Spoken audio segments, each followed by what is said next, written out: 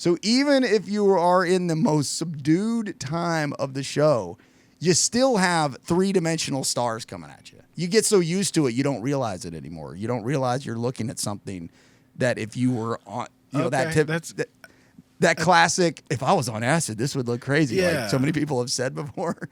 The whole show is that. The whole show is that.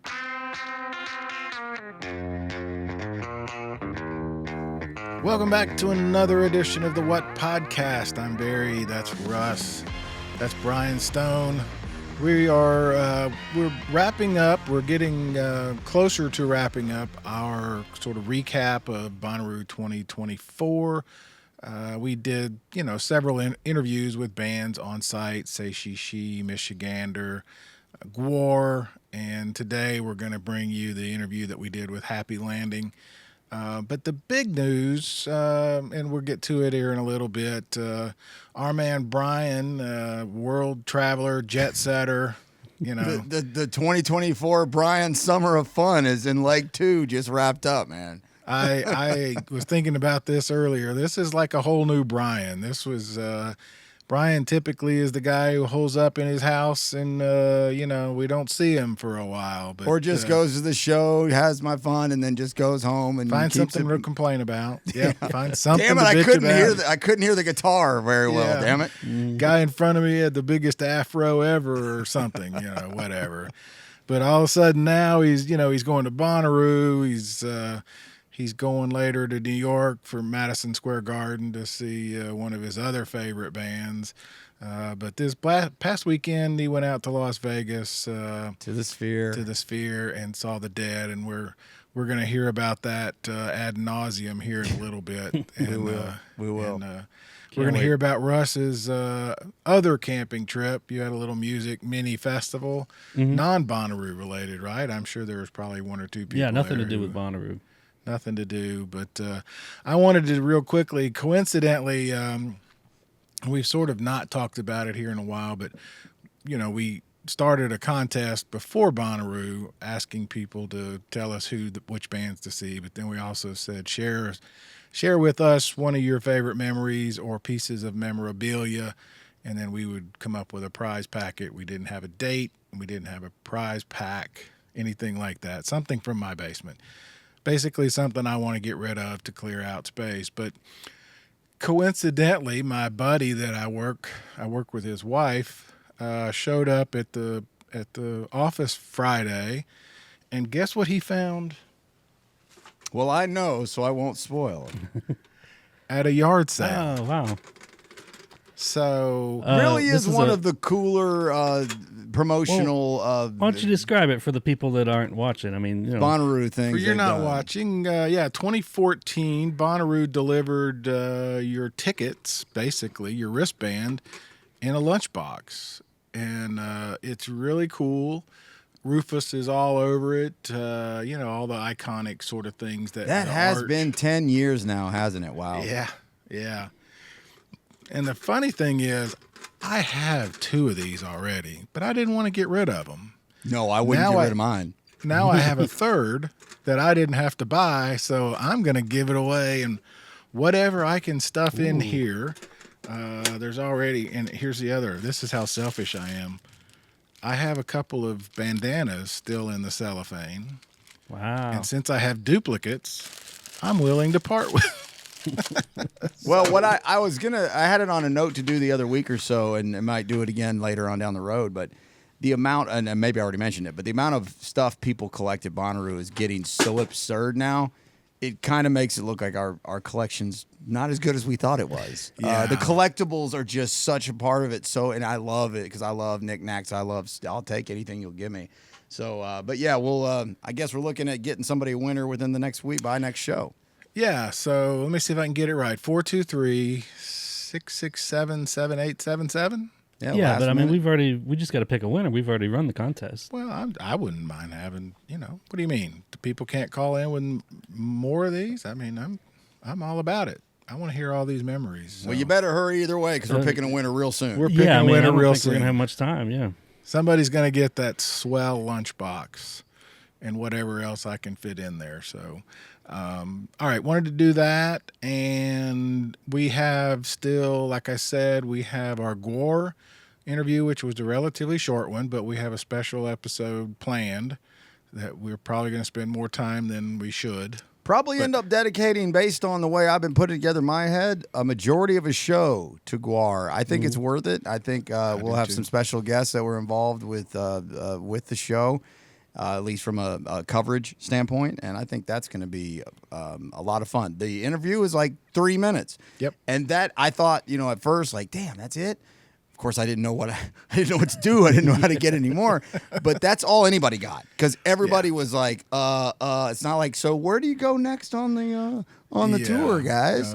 Or we go to bleep. Yeah, exactly. Your mom's house. Yeah. We go to your mom's bedroom. That's exactly right. It was exactly what was needed, but there's some other stuff that happened around it that we're going to talk about. And then, of course, we have what I think is sort of the put the final wrap on it was our interview that we did on the real bus, the Roo bus, with a bunch of people that you should recognize their names if you listen to any of these podcasts. So so we'll bleed into August for the recap stuff. So anything we hadn't got to yet, we're still working on that. And then we're lining up some stuff I'm pretty excited about. We want to talk to some of the C3 people, festival people, and get their take on what went well, what went wrong. No, they would never say that. Things, what do they call them? Challenges? Challenges, yes. Challenges. Yeah. Challenges. You mean the big F up, right? Yes, the challenge. I meant the challenge. I'm Things sorry. we can improve on. Yeah. That's always fun, and I'm really looking forward to that. So, all right, and then we'll start thinking about planning for next year before we know it. Well, we'll have to start looking at mock. It's like sports media. It's mock draft season. It's mock. Not yet, though. Not a chance yet. But here into the fall, once fall starts creeping in, we'll have to start looking at mock lineups and then doing our evaluations there. But nowhere near yet. Not yet.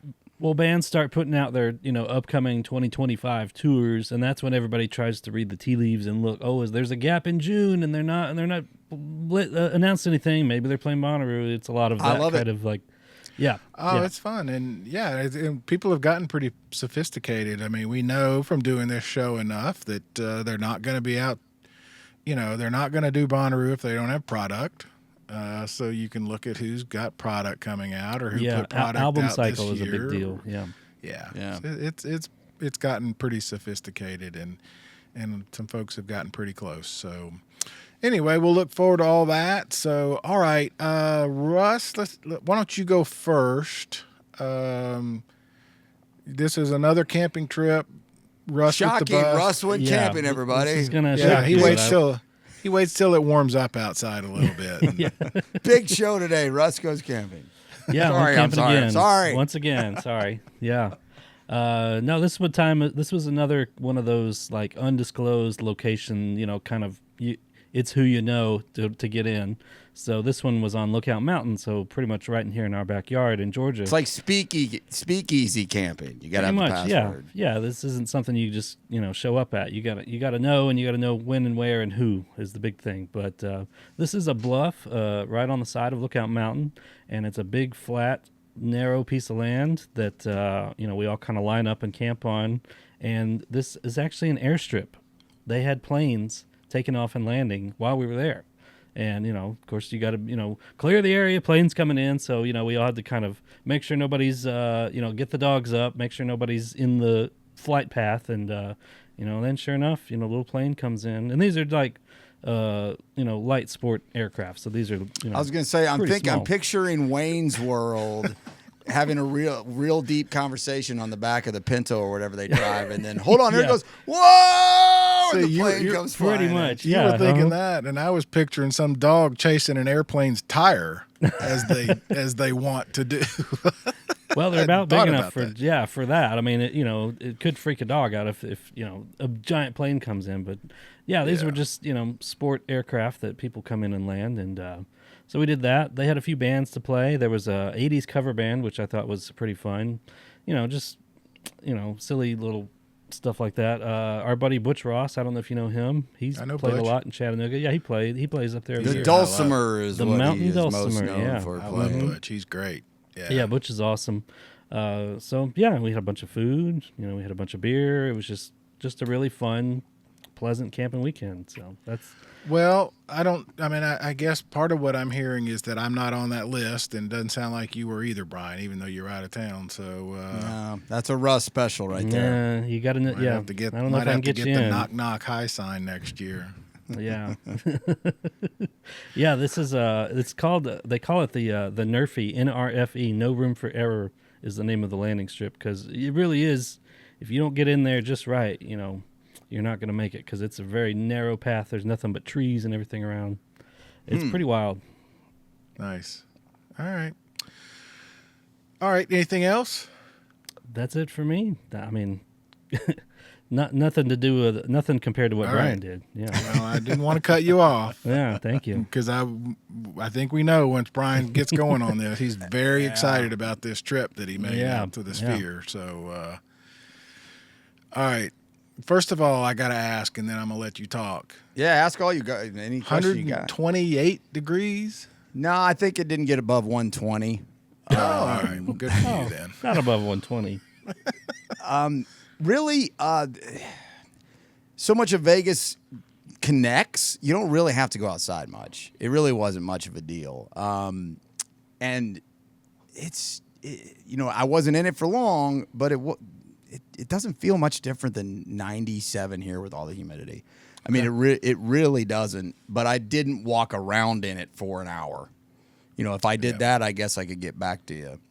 But yes, it was certainly in record temperatures, at least as far as consistency of where it was. Not necessarily a top out number, but I think like 5 or 6 days in a row it was 115 plus, which was reaching some kind of record thing. So even for the locals, it was awfully warm.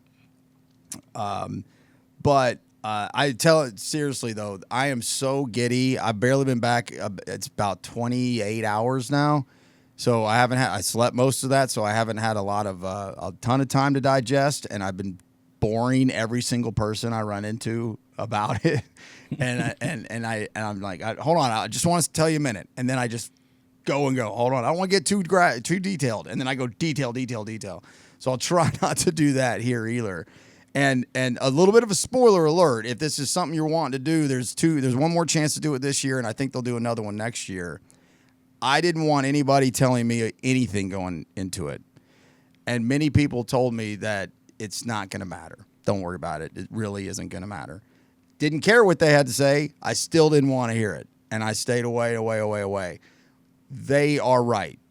I can't spoil this. I can give you an idea of how neat it is, but I cannot. It is not possible to be spoiled. And I listened to a podcast on the way up. I wish I could accredit it here, but it was by a guy who did the show, that podcast show, the night after the first night of this 2.5 month run. So 2 months ago. So the first time anybody's ever seen this.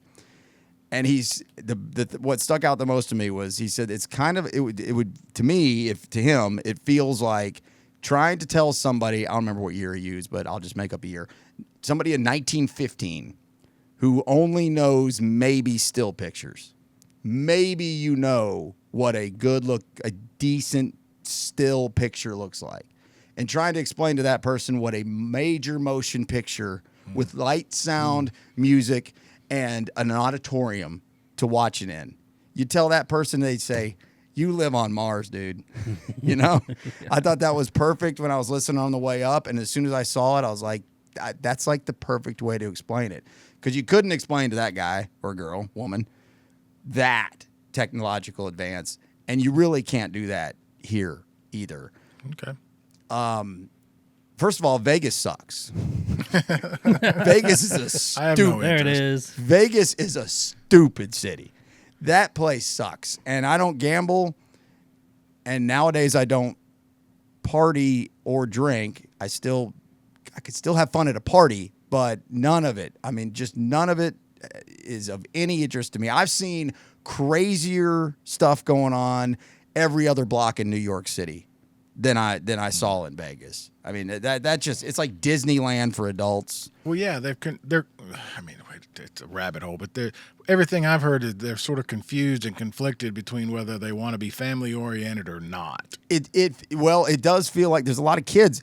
I mean, okay. Well, at least I was in this strip area, which is the Mirage is over there, the Treasure Island. A lot of the ones I remember from the old movies, those are all coming down, and they're going to be, a major archaeological or architectural wonders in themselves. I was at the Venetian, which is one of the nicest places, which is a place that never ends. And it's a big mall, and it's really nice. And the casinos themselves, when I first saw it, it's the first time I've been in a casino. I thought it was an arcade. It's like, this looks like an arcade. This is where y'all spend all night long? Oh, you can smoke, or there's places. Okay, great. You can have drinks, and you're playing video games. Yeah, that's what it looked like to me. I didn't put a single dollar in. I thought I'd be potentially talked into at least giving it a try. It's like, what, you put money in that hit button? Yeah. See y'all later. I'm out of here. So that didn't do anything for me. So this, to set it up, because I've heard you talk about it before on Stone on Air, your own podcast, and we've talked about it. I probably should have given it a little bit of backstory. That's all right. Again, I know you're excited, so this was a combination of the band that you wanted to see and the Sphere, right? And a friend of yours with an opportunity. Yeah. I mean, that's how it all fell into place, right? Exactly. Like, I had no plans on doing this 2 months ago. And a friend of mine who really just, I mean, at our age, mid-40s, most of your friends can't just drop what they're doing and run off to Vegas for a long weekend. I could if I wanted to. And so I like the Dead a lot. I don't love them. They played Bonnaroo twice. I wasn't at either one of them. I regret those. I regret it, but I wasn't at either one of them. They played Sunday both times. Sorry to all the I Leave Sunday haters. But so I like the Dead a lot, but it really had nothing to do with them. I needed to see the Sphere. Okay. And who else are you going to, if there's another band that's designed for something like this, I can't possibly think of who it would be. And I didn't pay full retail, so that helped a lot too.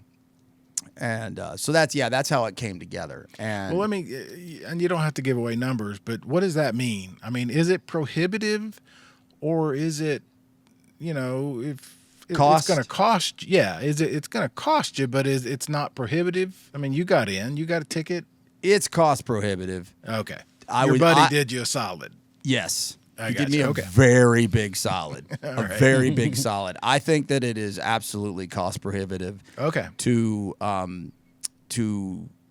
majority of the demographic that would listen to this, which I am the demographic that would listen to this. Like, yes, well, it's very cost prohibitive. Coming from Chattanooga, having a direct flight to Vegas, that's going to help, right? Helped a lot. That kind of helped your decision?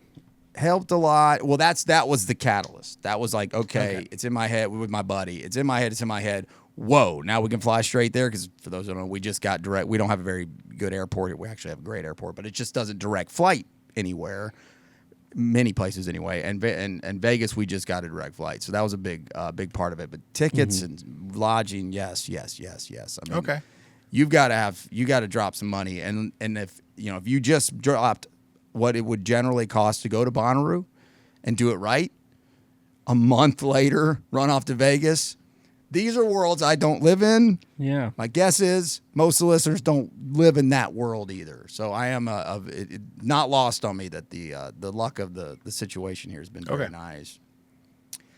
But when I was told about it, hey, we're going to do 3 nights. Guys, I've seen a ton of live music, just like all of us, you guys. And I've been a big jam band guy back in the day. I've grown out of it, but I love jam. Going to see 2 nights of something, done it countless times. I have never in my life seen the same band 3 nights in a row. Never would consider it. Even at times when I love, like Panic plays 3 nights all the time. I've never done the 3-night run. And so when it was like, yeah, we're doing 3 nights, I was like, I'm going to Vegas to see, and we got to fly back so fast, and we're going to go to 3 Dead shows. I mean, I said it to him straight up. I don't think I like that idea, but he said, well, then miracle the ticket, which is, give it away, or sell it and go gamble or do whatever you want to do. I don't care. Right. Yeah. And by the time I got basically by the time the first show was over, I knew. But after the second one, I was like, there's no chance I'm not doing the third one. Mainly because Vegas sucks. Right. There's nothing else to do, as far as I'm concerned. But it's overall it's a production, and it's, of course, obviously, but it's a story. It's a story arc, and the show starts the same way every night and ends the same way every night. And they use a lot of the same visuals with different songs and things like that. So it's not a brand new, like a Grateful Dead show is a different set every single night. Right. But these visuals are not. They're very much recycled, but they're used in different orders.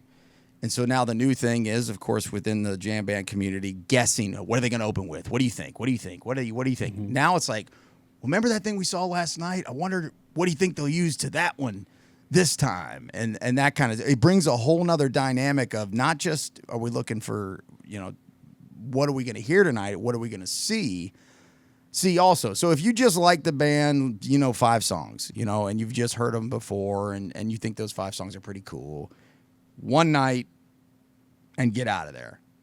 You've got everything you're going to need. You've seen what this amazing production looks like.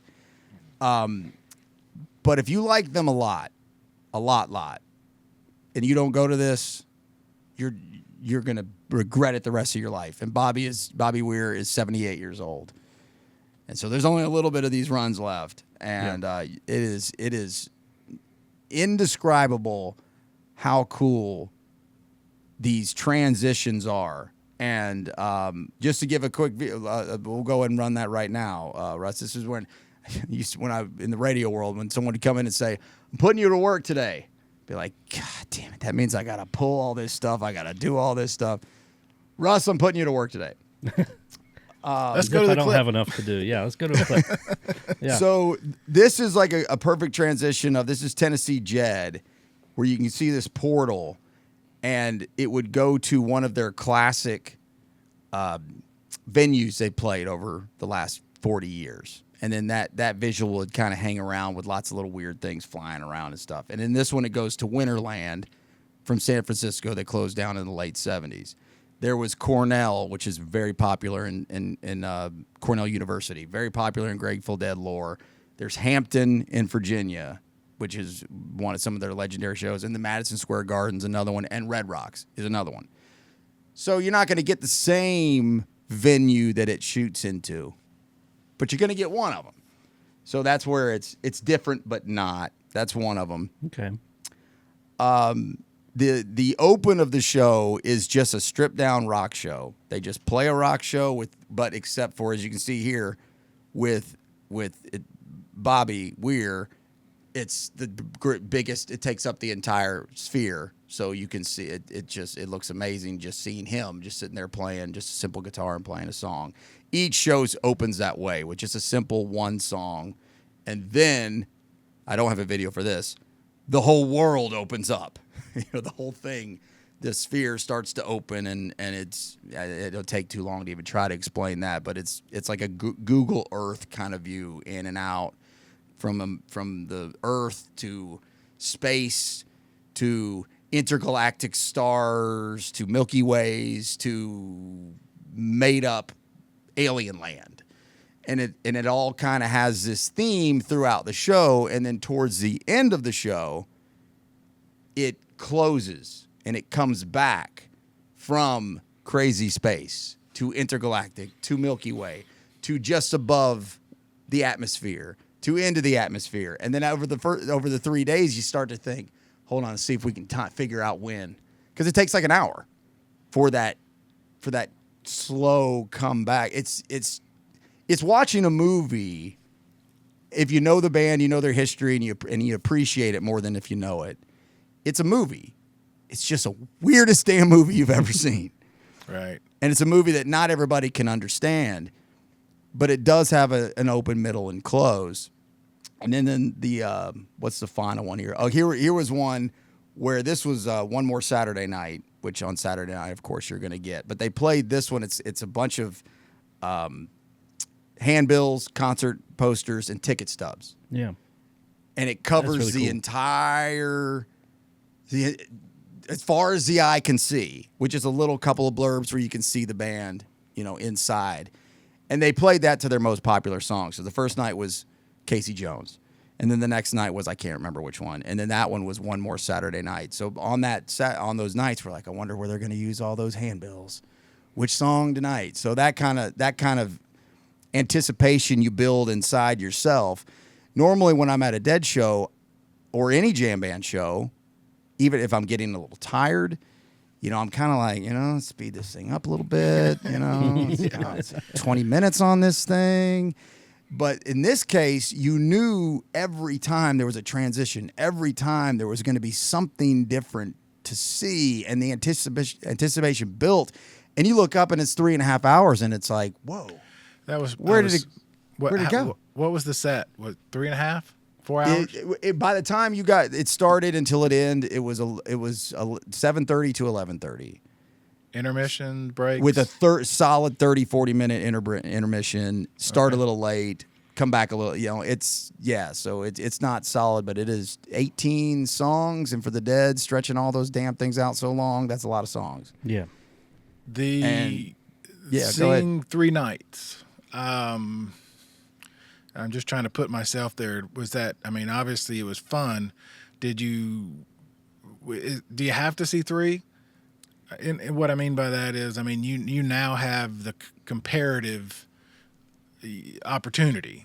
Yeah. 1 was different than 2, and 2 was different than 3. And for a real Dead, somebody who would consider themselves a Deadhead, you should do 3, because it kind of ties together enough.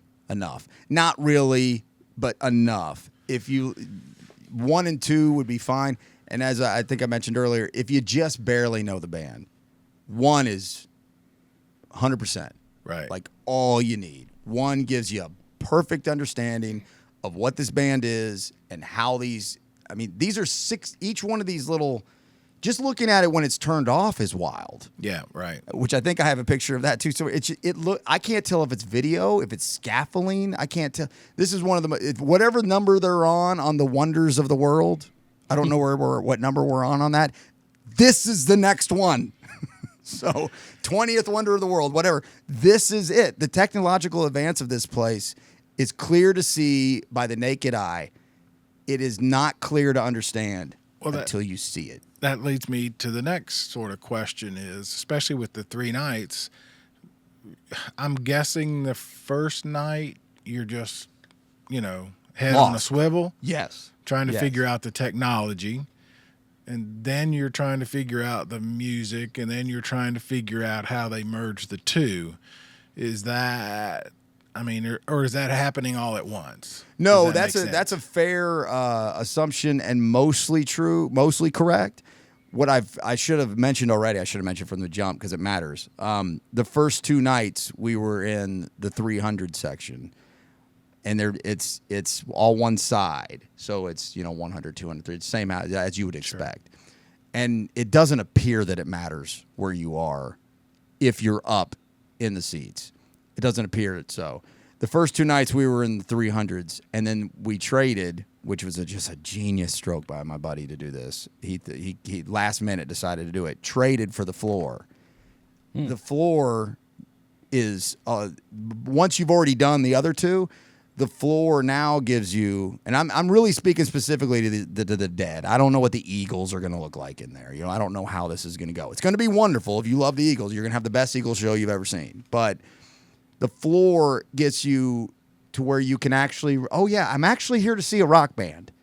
And the Grateful Dead actually has a lot of songs I truly love. Right, and it is kind of cool to just watch them play music and not get lost in the... Yeah, okay. That's what exactly. Yeah. So if we were in 300 or 400 or even maybe 100 the whole time, it would be even though you could still see the stage pretty good. it would be difficult to just focus on the music only. So on night 3, we were able to really just see the band play some, which was cool. But you still get stuck looking straight up in the sky. It is so dizzying. I almost fell over hard multiple times just looking up.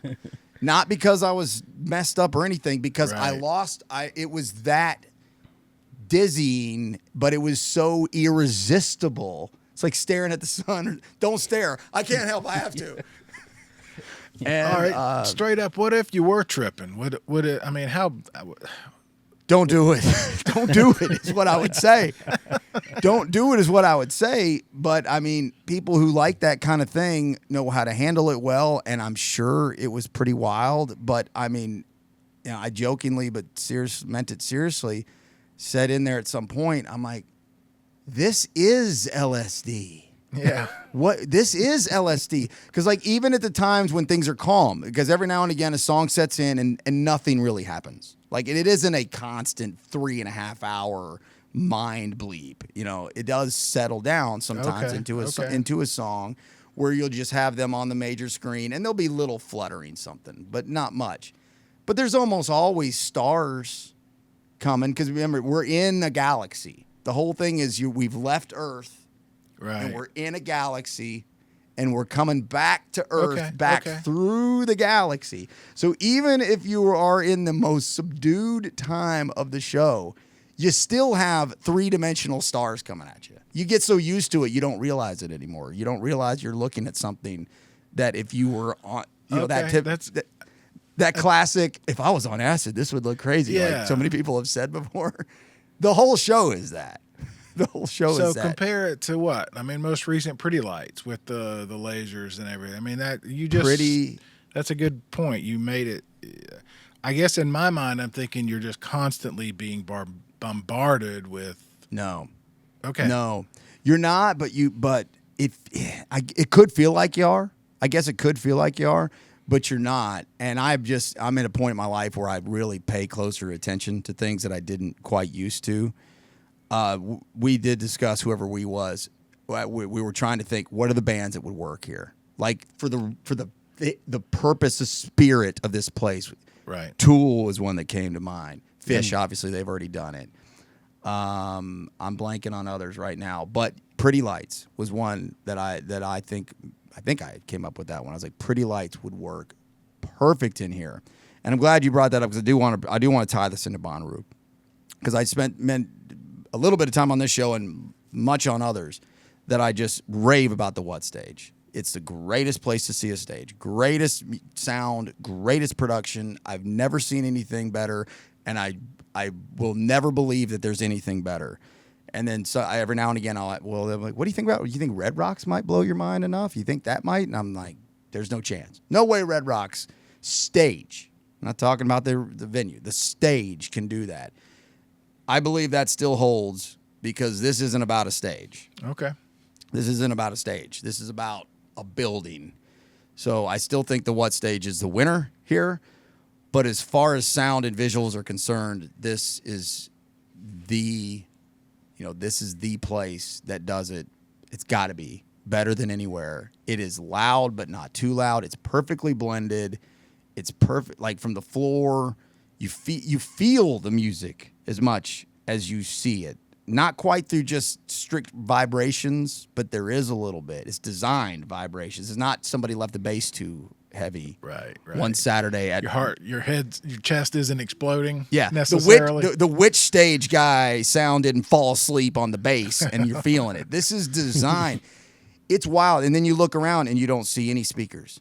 You don't see any cameras. Right. You don't see anything that shows how this production takes place. So I'm even looking at weird stuff. I mean, I'm doing a little bit more weirder than others. I'm like, how do they even have this camera angle? Where's this sound coming from? Where's the, how do they get off the stage? I'm looking at all this stuff because you look at it and it's optical mind effery, even when it's turned off, like when it's just sitting there. And then it's on 24 hours a day from the outside. And we had I don't know if I mentioned earlier, our hotel view had the sphere. Like, it was beautiful. It was so cool. I'm up late anyway. I was up at night just staring at this. What's next on the sphere? Hey, there's a Steely again. All right. Nice. Did that to 3 o'clock in the morning one night because I wasn't going to go gambling. I'll just stare at the sphere and smoke. So to each their own. If gamble's your thing, and then you're going to have fun doing both. But let's see. I mean, I think that pretty much touches on most of those parts. To that point, does it change your thinking on? I mean, you just said the what stage is still the best, but does it change how you might want to see shows going forward? I mean, That's a good question. They spend a lot of money on that thing. Not everyone can do it. Does it? Are you now like, oh, I can't stand in front of a flatbed truck and watch a band anymore? Where's my visuals? That's a very fair question and a good question, and the answer is for me not at all. Me not at all, because I'm a rock and roll guy, and so absolutely it will not. But for the Dead, it will. Yeah, like I won't go see. I mean, they're close to done, but I will never go see the Dead again, and that was kind of the idea anyway. Well, but this is let's where be it has honest. to happen. You and I think all three of us are in agreement on this. It's about the show and the heart and the passion. That's what grabs me. Well, that's what's got me into the Dead at an early age, was less the music and more the people, the passion, the dedication, everything that goes into it. I was so fascinated with from a late teen, early 20. Like, it didn't matter that I liked the music. Or even if I did or not, I didn't like a lot of it. I still don't like Fish. I'd still go to a Fish show because it's just atmosphere.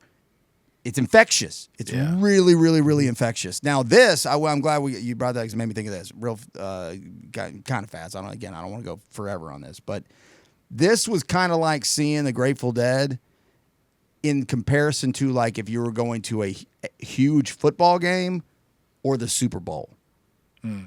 Right? Like, the huge football game the week before the AFC Championship game is the crazy Kansas City Chiefs fans in KC, and they're throwing down like they always do.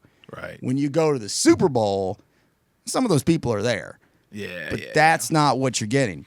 Yeah. This is like that. So some people aren't going to love that, but I think it's a perfectly good trade-off for what you're going to see. It is very buttoned up, a lot more corporate. You don't, hey, I'm going to wander over to 103 and see what Johnny's doing. Right. No, you're not, dude, because your seat's right there. Yeah. And you're not wandering around in the halls or in the areas, because they do have great. I mean, it's like anything you'd see in Los Angeles. It's high end. The employees are incredible. My God, they're saints. Actually, they're angels. It's such a high end place. They're gonna leave you alone. They're not bothering you. But you're not going to noodle around in the aisle because you feel like it. No, you go sit and noodle in your seat all you want. I got you. So and then the floor's a different story for sure. Floor is always a different story. So it is a very corporate version, and we'll play this now. This is ridiculous. The Dead Forever experience had all kinds of interactive stuff. It is totally Disneyland Grateful Dead. All right, yeah, that was my next. You brought Disney, it up. I didn't think about it. Did they have like a shakedown street? I couldn't let one official merch shirt get away from me. It's got all the good information on the back. Did the true Dead fans get in? I mean, you talking about how expensive it is. Were there true, or was this all skinny pants types? I didn't see. It was not a rowdy crowd. I think a lot of the traveling Dead fans did not go, but they've also been there for 2.5 months. Right, so I don't know what it looked like back in June. Sure. Okay. But yes, they did have a shakedown, but it was inside at the Tuscany, if anybody knows, because they couldn't have it outside. It was 115 degrees. Yeah. And it was. We went to it and it was fine. It was fine, but it's not. That's also a vibe. That's an aura. That's a mystique That's and throwing it in a convention center, you know, Right. it was cool to go to for a few minutes, but we weren't going twice. So all that takes away. So there's going to be some hardcores, right? There's going to be some deadheads. I've been doing this since '73 in my green bus that I drove before I sold it to Taco, and they're gonna be like, "This is bull spit. I'm not, sell out John May." Like, there's gonna be those guys, those people, and they're not wrong.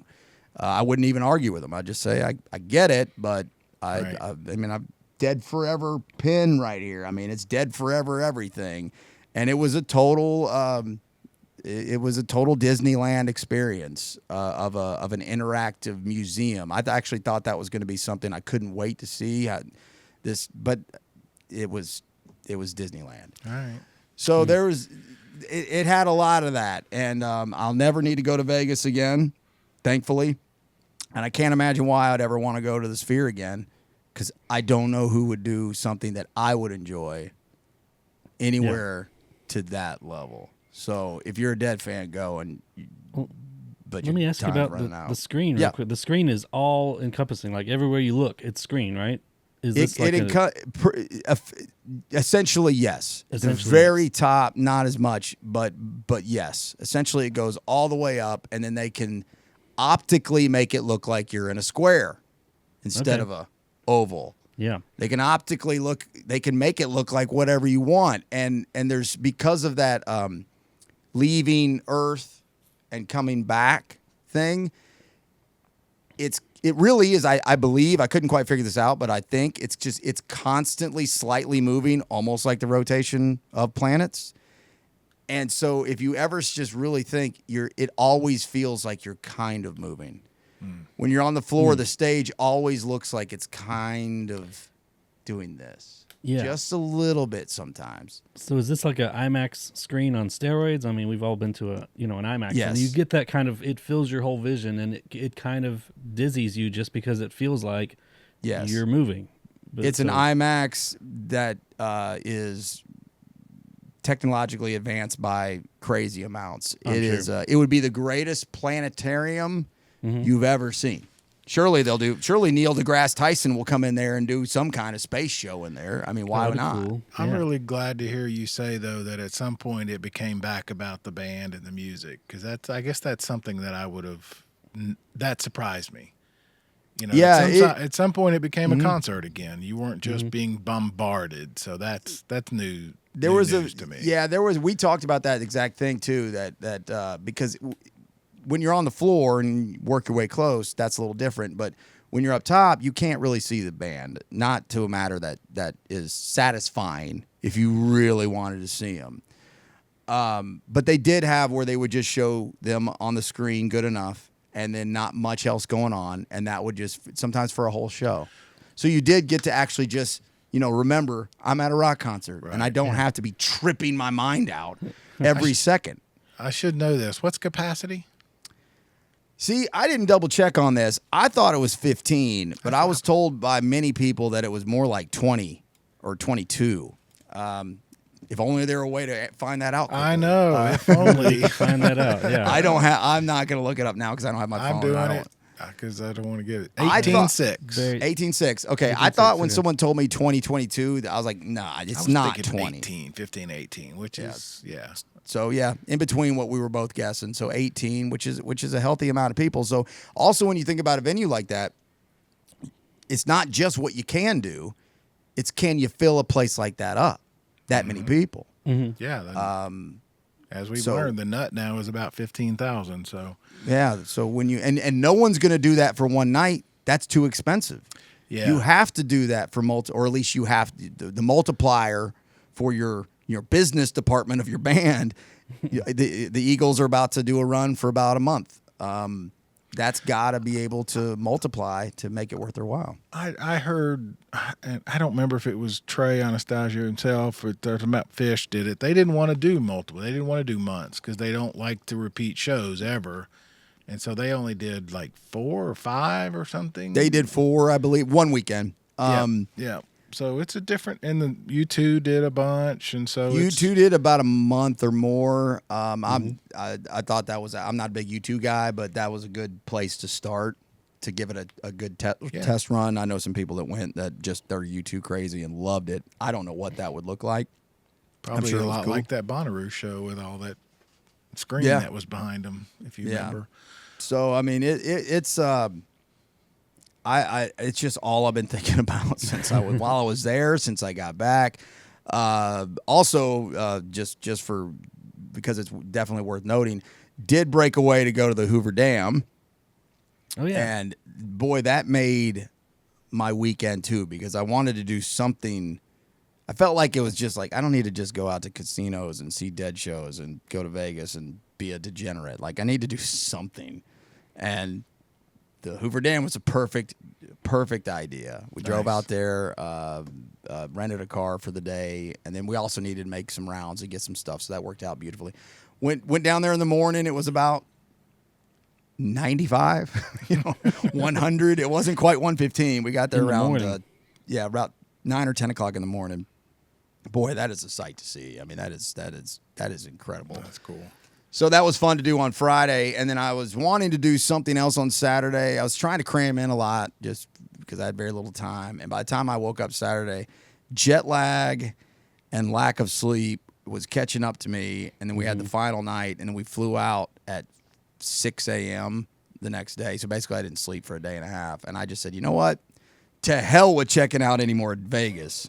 I'm sleeping all day. I stayed in bed till 2 o'clock in the afternoon on Saturday. So by that time, I was just ready to get to do the show and go home. I did see you saw Evan Bonnaroo. What did he think? Oh my God! I tried to throw a list together quick and I just forgot to put stuff on it. Yeah, I did see Evan. He found me.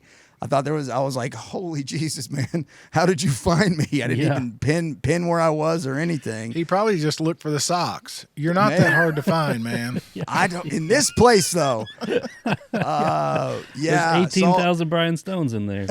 Yeah, just look for the guy in the striped knee socks. Yeah, you'll That's find funny him. though. I will tell you, the temperature inside the Sphere, 60. Oh, nice. Wow. It's freezing cold. Well, I guess they got all those computers they got to keep cool, right? It's freezing cold. But yeah, I saw Evan for about an hour. We were hanging around the dead experience thing. It was kind of a good meet spot, but he found me in the casino. I was that's wild.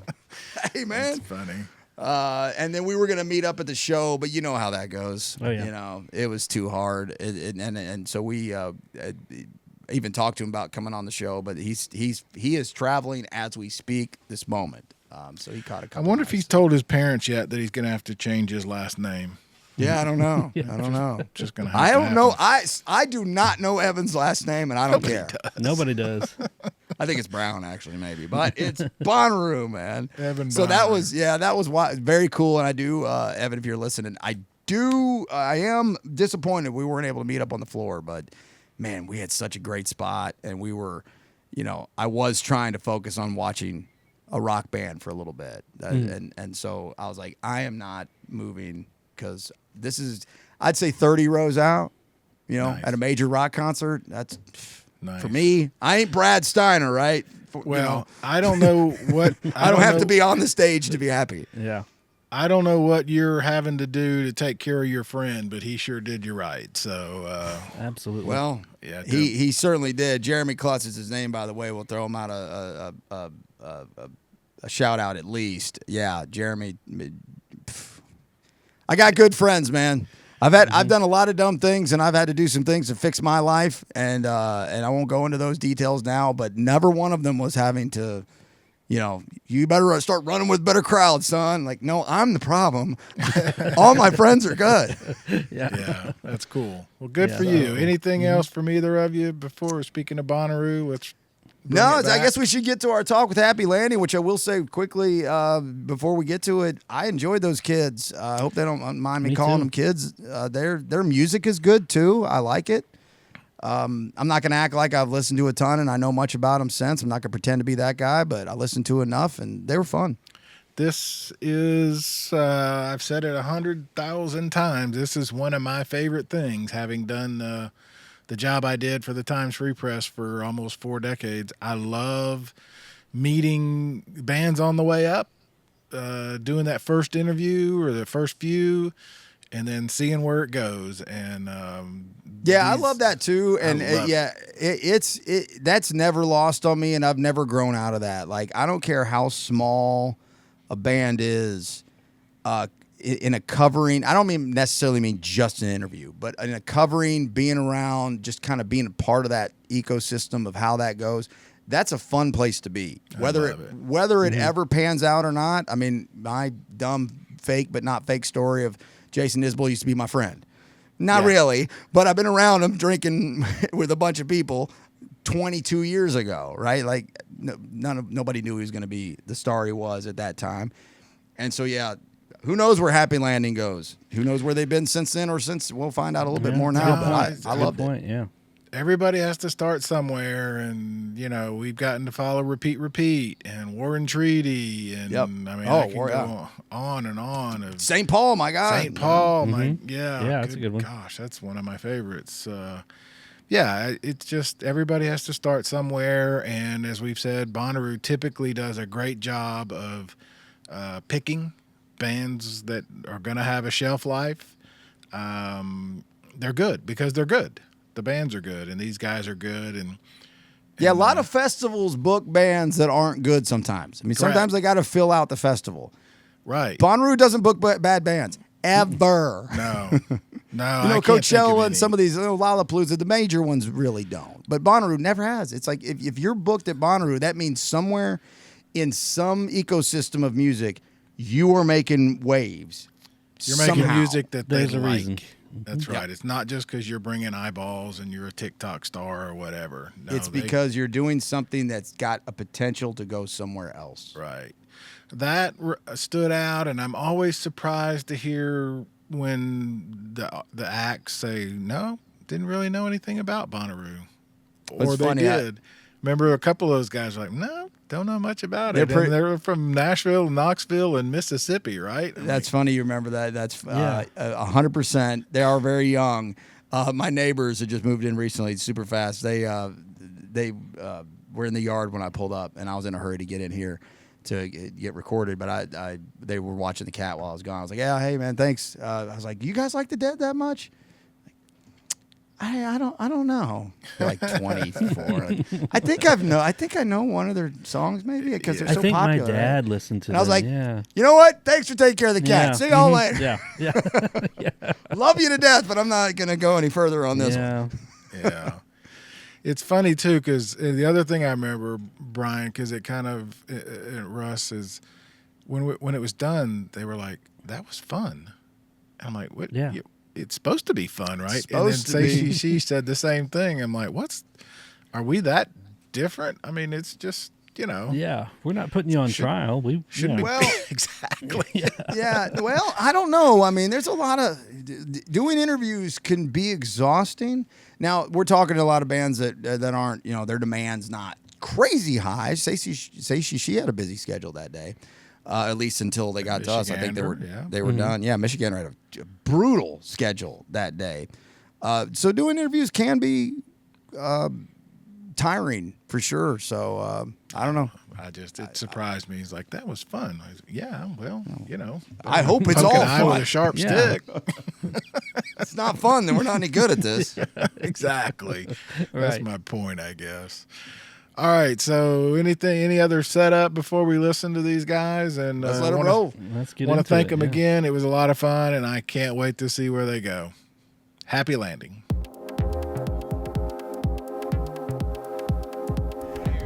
All right, so hey everybody, here we are.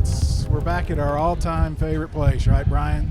Man, just getting started too. All the vibes in the air. The heat hasn't hit just enough to mess anybody's day up yet. We're all in good spirits, and man, what a fun day. Still have a little bit of energy left, yeah. So this is our first interview of the day. We're with Happy Landing. Thank you guys so much. Thank you all for being here with us. Is this your first Roo to play? Definitely first Roo to play. Yeah, a lot of us are newbies. It's our first time. Never been in general. Yeah. Yep. Well, let's do this real quick if we can. Let's go around, if you don't mind. Tell us, first name is fine, who you guys are, and then I want to ask about that. Who all's been here? You can actually introduce yourself and then say whether you've been to Roo before, if you don't mind, because that always is fascinating to me. Totally, man. My name is Andrew. I actually have been here. I did one day last year. Saw Kendrick Lamar. It was very cool. Wilson. I haven't been to Roo before, but I grew up in Franklin, so it's always been around, you know. Jacob. My name is Jacob, and yeah, it's first Roo of all time for me. My name's Keegan, and this is my first time. But I grew up in Tennessee, so I feel like I've always been hearing about it, but never been. Yeah. I'm Matty. This is my first Roo as well. We'll go back the other way then. What is your expectation? What? Because we were just at our own camp when there's a young guy who's never been. He said, it's nothing like what I imagined. Yeah. I said, what did you imagine? And he couldn't even answer. It's a great question. Great question. I think everybody kind of prepped us with what it was going to be like. Just crazy, spread out, hot, awesome, a lot of camping. So my expectation, I guess, I try to keep my expectations, even keeled for the show. I don't want to think too hard about what that's going to be like. Just hope we have fun. And then camping, I just feel like it's going to be sweaty and just a good time. So I hear a couple of you guys say Tennessee roots around here. The lure of this place didn't bring you already, or just things got in the way, or I mean, it's kind of a rite of passage in this state, I didn't really start going to I didn't start going to shows or definitely not festivals until pretty kind of late into high school, it felt like. And Bonnaroo was just commitment, and it is a camping. commitment. It was something I couldn't afford for most of high school too. Well, there's that too. And the coolest thing I think about being here is like it feels especially special to grow up around here and go to Bonnaroo for the first time as an artist, like to have sort of like got our way here on the basis of our music. So yeah. I'm going to go ahead because I know you've never been here before because I noticed your shirt just now. Yeah.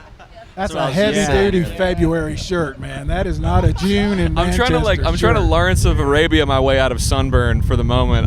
If I'd been smarter and prepped with some sunscreen earlier, I wouldn't be wearing the shirt. Probably. Yeah, it's the price of being cool, Barry. It's the price of looking cool. They make long. Danger, man. He told me look, it was like comfort is fleeting, but looking sick is forever. Yeah. Yeah. Well, it's funny because we were laughing because behind us are the guys from Guar, so you guys could have chosen that route. Yeah, I mean, it could always be worse. It'd be a lot worse later. So That's my loincloth at home. he left his loincloth at home. So, all right. So let's talk about the show, and then we're going to talk about the band. The other question we always ask bands, especially, all bands, I think, is one of our favorite questions: is do you approach Bonnaroo any differently than you do any other kind of show? And I know that's a trick question because it sounds like you're going to say, yeah, we phone in some of them, but this one we really, and I get that part of the question. I resent that. Yeah. I don't think we ever phone it in. I would say we give it everything 100% of the time. And I think the stakes of Bonnaroo are high, much higher. So I don't know. It adds to the excitement and the energy, I think. At least. Well, I'm glad you went there because I was just going to say, to kind of piggy off what Barry said, yeah, you're going to approach a show, you're going to do a show, you're going to do your best, right? Yeah. I mean, that's what we would imagine would say. But is there any extra pressure, with something totally. that's got such a marquee kind of name? Because there's definitely shows where, we've played for the sound guy. And oh yeah, we still try our best to We've crush it. done a podcast for like 5 people, But I mean, Bonnaroo. This is like our first mega festival that we've ever played. So it's like, and it's right in our backyard in Nashville. So it's like, I'm speaking for myself also. I don't know. Yeah. Anybody else want to chime in? Go ahead. I'm like buzzing, but in a way that is just gonna like come out on stage and just hammer it. Yeah. It's kind of like when your dad is at your show, you're like, you're going to give it, like, we seriously always keep it at 100 at our shows. We never phone anything in. But when like my dad's in the audience, I'm like, I really got to make him Yeah, proud. you don't want to it's like, disappoint. Our spiritual dads are here. I I'm think gonna you- dunk this basketball. I'll show you, Dad. You told me this would never work. It's like, you know, people are Right. watching, and so it's a cool feeling though, because I And think people are watching, and people care. Like, I mean, even if they don't know who you are, I mean, they're not. There's so much to do here that they could be doing something else, and Right. instead they're watching your show for whatever reason. They might just found it. They might have woke up taking a nap there. Yeah. Right. And I mean, that's some of the best stories. Smallest bands ever turn into something bigger because of happenstance. You know. You used the word. Go ahead. You were gonna. Well, it's actually funny. I'm going to pivot because that reminds me of a story we did, like, as far as people happening upon our show and like literally waking up. We did play a show at a festival one time in Florida, Okeechobee Festival. Oh yeah. And we played. It was a similar situation where it's kind of one of the newer stages, or like kind of the smaller stage where it's kind of newer bands that are kind of coming into the festival for the first time. And the specific thing about this place was like it was really well shaded. So this whole Florida campground is just like sun is just hitting you everywhere. Sure. But this one spot, yeah, it was kind of like an oasis. There was just trees and stuff. So people were sleeping at this stage. It And happens. are awake, and it's worth saying it was the Sunday. Yeah, it was the last day. Everybody's strung out. It was like, and we come in, we're just like bright-eyed and bushy-tailed, man. We're like, this is awesome. We're You putting know, on a show it's of a like 10 lifetime. a.m. and we're just like, blah, and Yeah. Right. I was sound checking my drums, like, you know, because that's what you do. Yeah. And I'm like hitting my snare, just like testing, checking the snare. And this girl comes around the corner and she goes, "Excuse me, can you keep it down? We're trying to have a sound bath." And I was like, "I'm trying to sound check." Like, you said take a shower. You need a real bag. You need a real bath. Yeah. Try out one of those real ones. How about that? Super hippie central, yeah. It was like the dingiest part of the whole festival grounds, and they woke up to us playing. But it is it's got some Bonnaroo-esque kind of vibes to it. I could totally understand that. You have the opposite this weekend. You're starting things, you know, in the evening on the Who stage.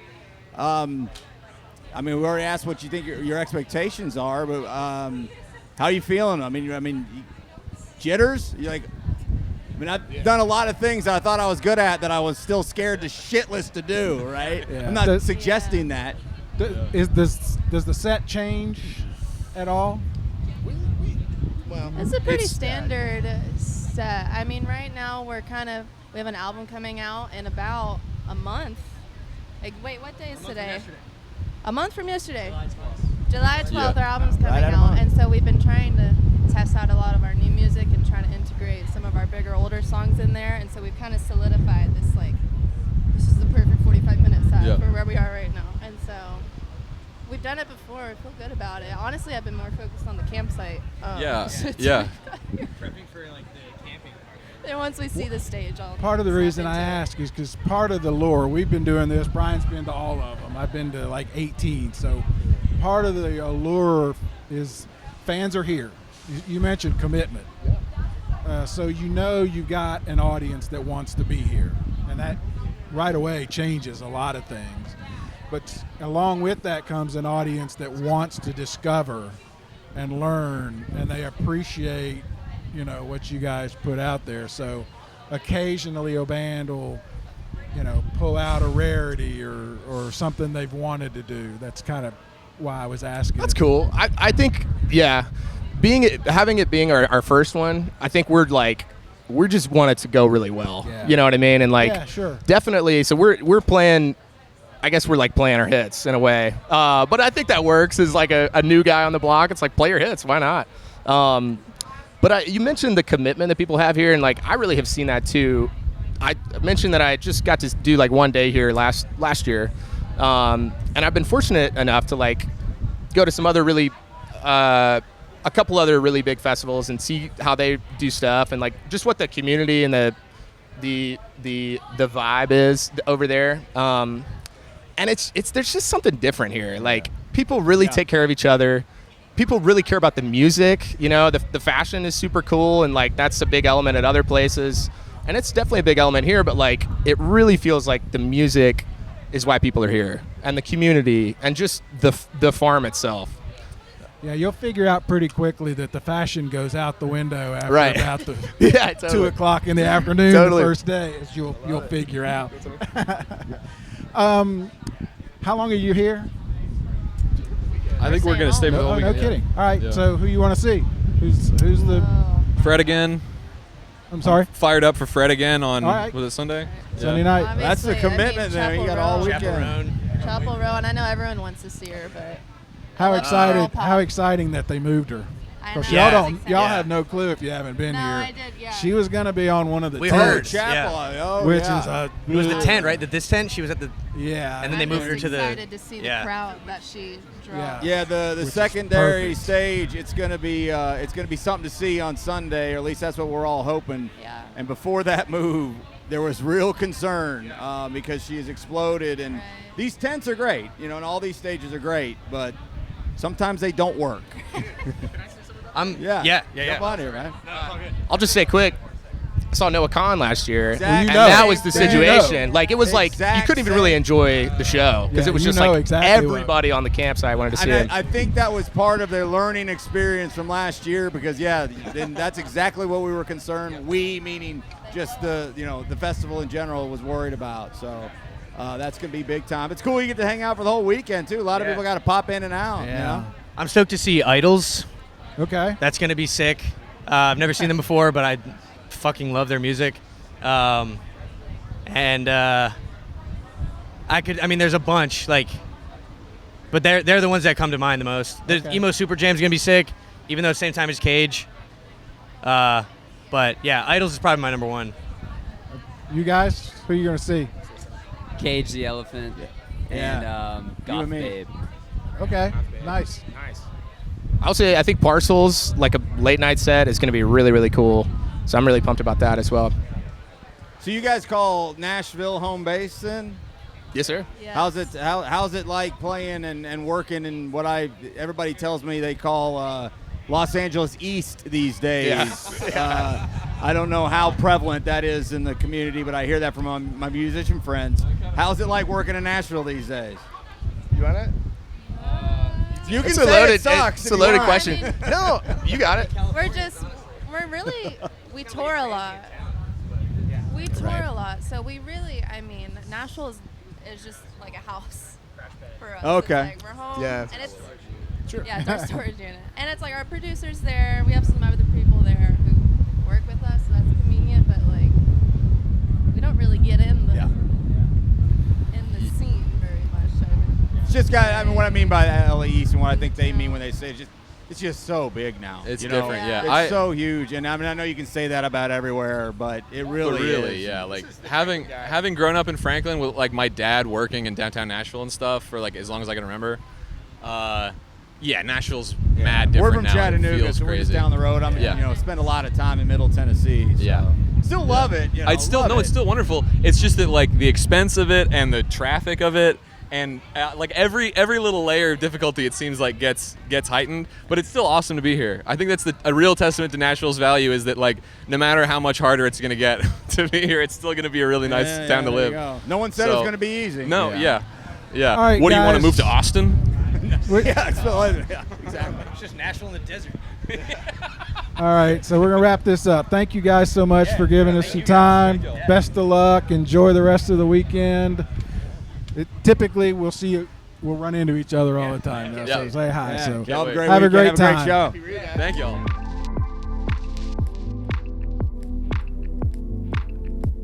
Yeah, see, so there you go. That was fun. I like those guys. Yeah, I mean, you just said it before we went into it. I mean, it's so much fun to talk to guys and gals, whether they know what they're getting themselves into or not. I mean, say she knew exactly, and we're geared and ready. And these guys and girls, they just couldn't wait to play a great show. Yeah. You remember? They didn't really care where it was. You remember, Russ, they reminded me of Preston Maroney, that interview we did with him.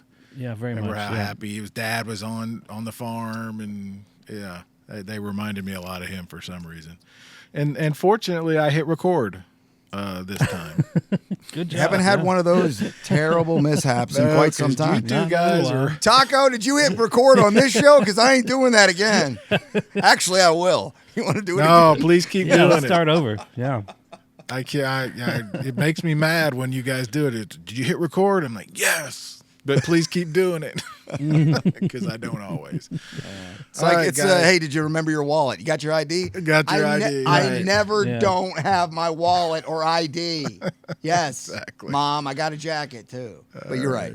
You're right. All right, well, glad you had a great time, both of you. Thanks for listening to that, guys. I mean, I know that's not what we normally do. No, but I'm boy, interested No, it in was it.